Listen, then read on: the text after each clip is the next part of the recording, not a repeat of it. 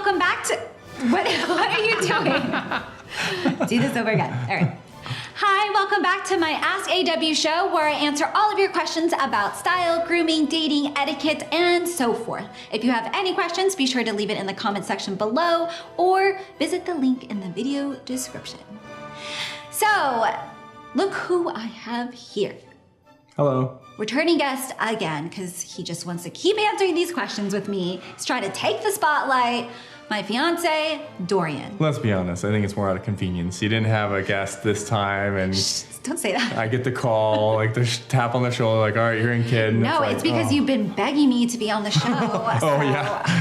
Finally, I thought as his Christmas present or something, I would allow him to, you know, get a little bit of the spotlight today. Oh, I'm so excited. Thank you. Thank you, Ashley, for letting me be on your show. Oh my gosh. You're welcome. You're welcome. All right, so should we get into it? Yeah, let's do it. Steven asked, I'm average height, 5'8", and thin, but have a long torso. Due to this, it's hard to find a well-fitting suit off the rack, and alterations can be anywhere from $400 to $800. I'm thinking made to measure is best for me. I looked at Suit Supply and similar services, but I don't want to be taken advantage of since I'm new to this. Any advice you can offer? So basically, you want to just follow, in terms of how your suit should fit, the general fit advice that I've given about suits. I made a whole video about how your suit should fit, so be sure to check that out. For you, you're 5'8", you want to make sure that the length of your jacket, if anything, hits you about mid-crotch. So that's the middle of the top of your pants to the bottom of your crotch. It could be a tiny bit shorter, but definitely not longer than that because it will make your torso look even longer. Yeah. So it's better that it's mid to upper crotch, just a little bit. Toward the higher end. Yeah, because you're trying to just kind of fool people visually when they look at your body that it looks more proportional than it really is. And then what he was talking about Suit Supply. We get this we get this question a lot. We see a lot of pictures of items made like that from readers and viewers, and it's kind of hit or miss from what I can tell. If you kind of have a handle on what you're doing or what you're looking for, it's easier, but if you just go in and say, hey, just do whatever you do best, I don't know how well that usually works out. Which is why you should watch the How Your Suit Should Fit video, which I'll link in the video description. It's really important that you understand how your suit should fit, because then you're gonna be able to just be armed with a bunch of information that you can throw at the tailor that's gonna be tailoring your suit. Just the only note is you can go a little bit higher in the length of the jacket. And then this was actually a two-parter, so we had another thing. Okay. So he also asked, he said that he really loves Harvey Specter from the show Suits, who usually wears three-piece suits with wide peak lapels.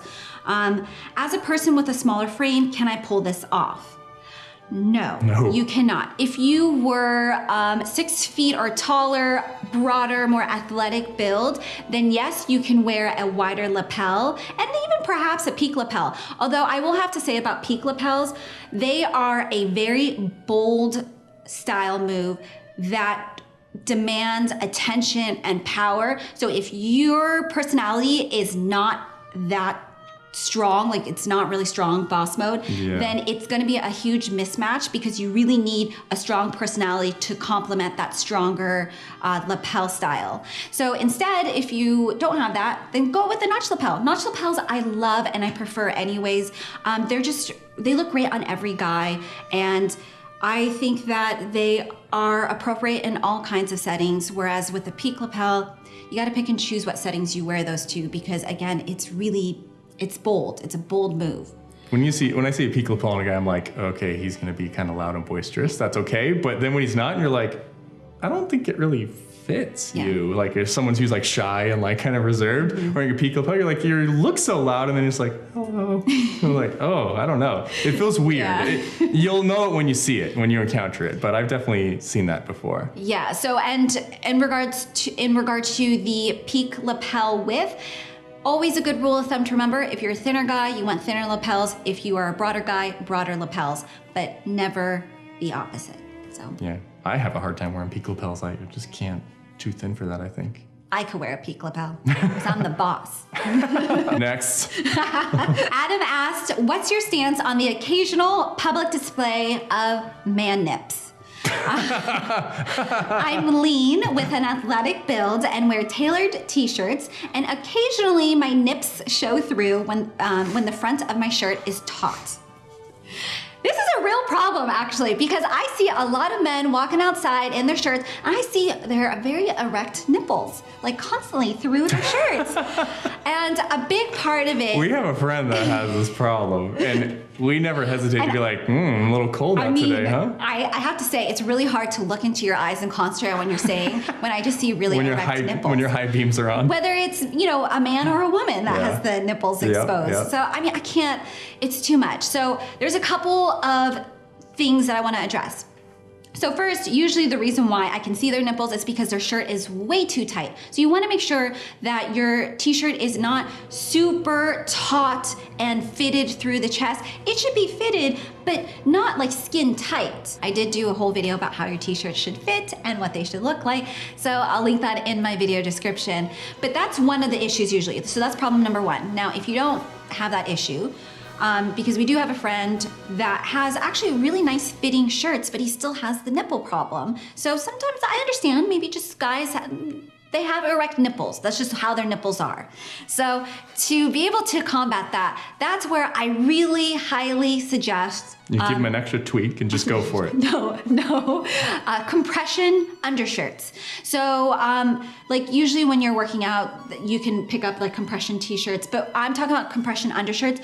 Spanx actually makes really great undershirts that you can wear under your t-shirts or polo shirts that will basically just kind of pull everything in and help. It provides like a nice layer between your slim fitting shirt and your nipples, your skin. So it really pastes those nipples down and should help at least keep them a little less erect. It kind of like, it's like an airbrushing tool, like in Photoshop. It kind of like smooths everything out. If you have a little bit of a belly, it does kind of the same thing. Hopefully no more man nips for you. Jonathan asked, I am a college student and I would like to know what you recommend to wear to still look good and put together, but not to come off as overdressed. Can I take this one? Okay. I see so many questions about this. We even had to put it in the FAQ because the questions are like, well, I'm a college student, your advice doesn't work. I'm over 50, your advice doesn't work. Or I'm, work at a candy store, your advice doesn't work. It's like, what? Like, I don't get it. So basically we get the college one, the lot. It's the same as like a short guy. It's like, you don't really dress any different in college. Yes, okay, you're not gonna be wearing a suit to college class because that's ridiculous and you're gonna look like an asshole. Mm-hmm. So you're not gonna do that, but you don't wear shirts, you don't wear crew neck sweaters, V-neck sweaters, cardigans, shawl collar cardigans. You can't wear like a nice unstructured sport coat to class. It's a jacket. I understand. I get it. Like if you don't know or you're like, well, okay, great. I mean, I don't know if I need to look so GQ going to class. Just take some of the items that that are appropriate for a class and wear those. Jeans, chinos, shawl collar cardigans. Those are really great. Yeah. Bombers are really nice. So are Harrington jackets. Those are just great, like casual jackets where you could throw it over your t-shirt or crew neck, sweater or sweatshirt, wear it with some nice dark wash jeans, throw on a pair of sneakers or boots. You're comfortable. You're ready for class. You're gonna still look stylish. And you look good. Yeah, looking good doesn't mean you're overdressed. Yeah, you look great and you're still comfortable and dressed appropriately for your college setting. There's sloppy casual and there's good, nice, sharp casual. Yeah, I do believe that you can always be stylish and comfortable. You just have to know the pieces to wear. So Andrew asked, I recently picked up a pair of boots per your suggestion, but even after the first day, I see creases behind the toe cap and around the ankle. Is this normal and what should I do? Do not worry about it. This is completely normal. You're wearing the item. It's gonna get creases. It's not gonna be detrimental to the boot. As long as you just make sure maybe once a year, they make leather lotion, which is just, it's like your skin. During the winter time and when it's windy, it starts to get really dry and like more wrinkly looking and chapped. So every once in a while, you just wanna put some leather lotion to just kind of make it supple so those creases don't start turning into deep, deep, deep creases that can potentially ruin your boots. But I mean, the creases around your boots, that's part of the character of them. It starts to wear beautifully and it's going to age over time into something that is very personal to you and that's gonna look great. Also, shoe trees will help mitigate that a little bit. So when you're done for the day, pop in a shoe tree into the bottom, into the inside of the boot, and that'll kind of keep the shape a little bit. But you're never going to avoid creases. It's impossible. When it comes to quality of leather, it might help a little bit. So it just depends on a lot of factors. But if you're like out in the rain or something, which you can wear the boots in, unless they're dress boots, which you don't want to do that. Then if they get wet, wipe them down as soon as you can. Or if you're in the snow, or like, after snow, or there's like a lot of melt and salt on the ground, definitely wipe them down, because then they can start getting dry and cracked. And obviously you don't want that to happen. But you're never going to get rid of creases. It's impossible. So own it.